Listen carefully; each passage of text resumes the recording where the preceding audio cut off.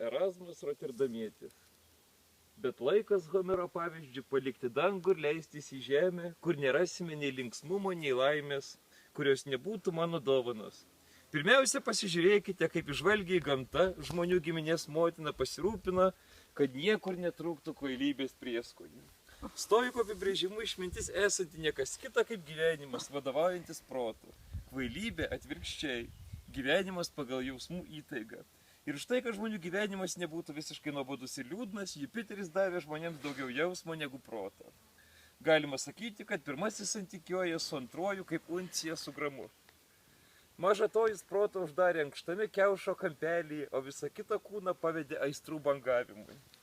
Toliau prieš protą jis pastatė du žiauriausius tironus - pyktį, slypinti žmogaus krūtinėje, tarytum tvirtovėje, ir net pačiame gyvybės šaltinyje širdyje, ir geidulį viešpataujantį žemesnėje kūno dalyje. Kasdieninis gyvenimas pakankamai rodo, kiek mažai protas gali atsispirti šiems dviems priešams. Jis šaukia lyg užkimdamas, tik tą jis ir te gali daryti, skelbia garbės ir dorgangumo taisyklės.